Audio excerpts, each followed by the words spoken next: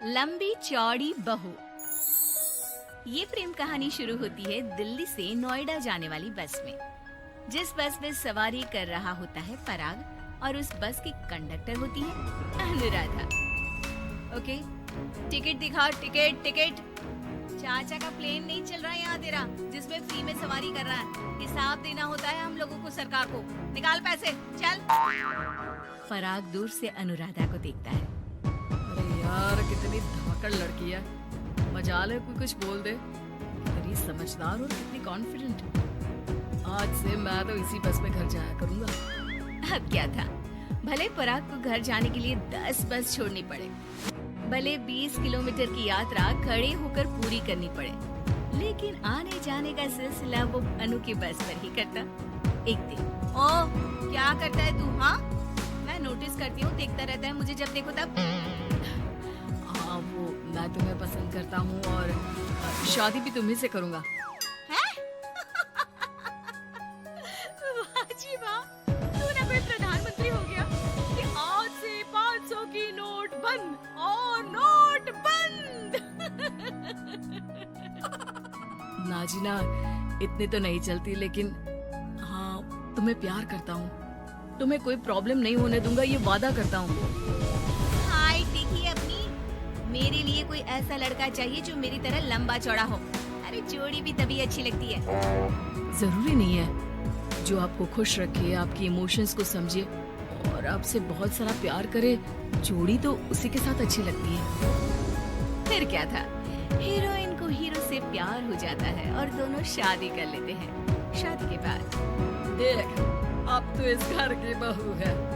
अगर समझ गई है तो ये कंडक्टर वाली ड्रेस पहनकर घर से निकलने की जरूरत नहीं है। पराग अच्छा कमाता है तो तेरी नौकरी की भी जरूरत नहीं है हम लोगों को। अरे कैसी बात कर रही है माँ जी, यूँ कोई सरकारी नौकरी छोड़ता है क्या? और जब मेरी नौकरी लगी थी, मेरी अम्मा कितनी खुश हुई थी पता है। मैं तो नौकरी करूंगी। अरे नौकरी करेगी तो डंडे से मारूंगी, और हाँ, जो निकली घर से बाहर ना तो हाथ पैर तोड़ दूंगी और घर से बाहर निकाल दूंगी, देख लेना। अनु को समझ में नहीं आता कि वो सास को कैसे समझाए कि सरकारी नौकरी लगना आसान बात नहीं होती, और उसने इस नौकरी को पाने के लिए कितनी हार्ड वर्क की थी। रात को अनु पराग से बात करती है।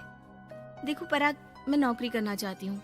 मुझे नहीं पता था कि तुम्हारी माँ को मेरी नौकरी से प्रॉब्लम होगी, वरना। ऐसी बात नहीं है, मैं माँ को समझाता हूँ।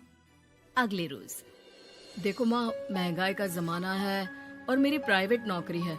आज है कल का पता नहीं। वैसे भी अनु की सैलरी मेरी सैलरी के बराबर है।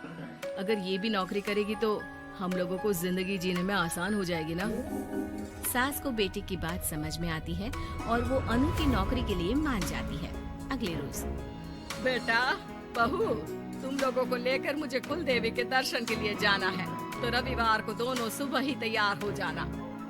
अगले रोज दोनों तैयार हो जाते हैं और कुल देवी के मंदिर पहुंच जाते हैं।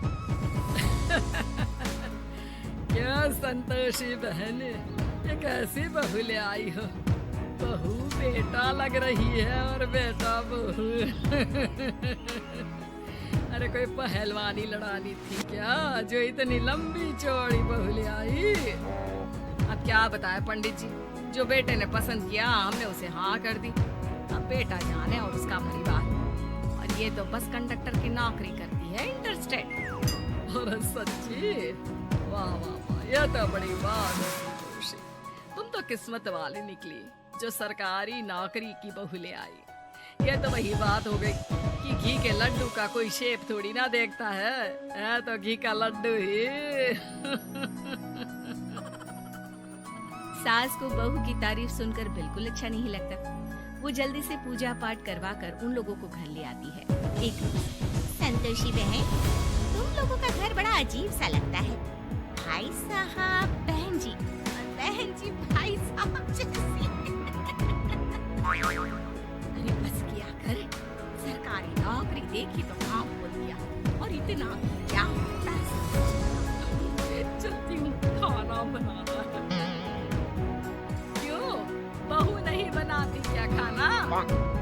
अरे नहीं, वो तो नौकरी करने जाती है ना, तो उसके आने से पहले खाना बना देना पड़ता है। मुझे पता है ना, आजकल की लड़की ज़बान कितनी लंबी होती है।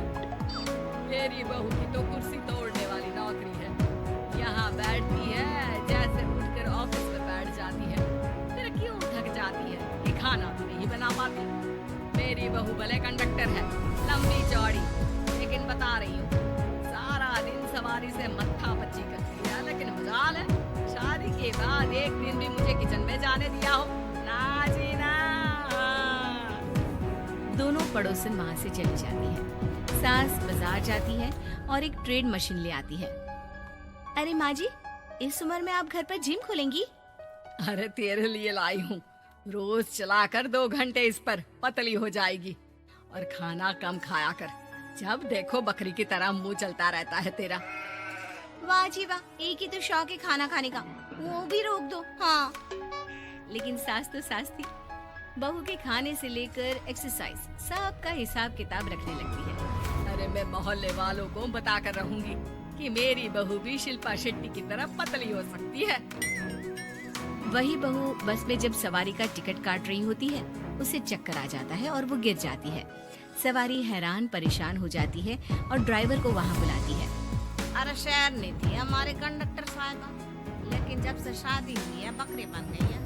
सास को तो बस इनके खाने की लगी रहती है। ड्राइवर बस में बिठाकर बहू को घर छोड़ आता है और सास को कहता है, अरे पता है आपकी बहू कितनी धाकड़ है, किसी को बात करने से पहले 4 बार सोचना पड़ता है कि बोले या ना बोले, कहीं झापड़ ना पड़ जाए। और आप है दिने बकरी बनाने में लगी है। अरे जो निकल यहाँ से, मेरी बहू है, मैं इसे बकरी बनाऊं या फिर गीदड़, तुम्हें क्या पता लोग कैसा मजाक उड़ाते हैं कि बहू इनकी बस की कंडक्टर है। बोलो मुझे कैसा लगता होगा? काम तो काम होता है माँ जी, वो छोटा या बड़ा नहीं होता। खैर जैसे आपकी मर्जी, चलता हूँ मैं, नमस्ते। ड्राइवर वहाँ से चला जाता है। बहू ठीक हो जाती है। एक बार आधी रात को कोई संतोषी का दरवाजा खटखटाता है। अरे इतनी रात में कौन आ गया? मेरा घर है, कोई पुलिस स्टेशन की घंटी नहीं जो बजाए जा रहे हो। खोल रही हो दरवाजा। जैसे ही दरवाजा खुलता है, सामने वही पड़ोसन खड़ी होती है जो अनु की कुछ दिन पहले बुराई कर रही थी। मेरी बहू के पेट में दर्द हो रहा है, उसे जल्दी अस्पताल पहुंचाना जरूरी है। हाँ तो पहुँचाओ और जल्दी लड्डू के साथ खुशखबरी भी सुना देना। हाँ, काहे हमारा दरवाजा पीट रही हो? अरे सुनो तो, अपनी बहू से कहो ना कि सरकारी बस को थोड़ी देर के लिए दरवाजे बुला ले। क्या है ना, कोई साधन नहीं है अस्पताल ले जाने के लिए।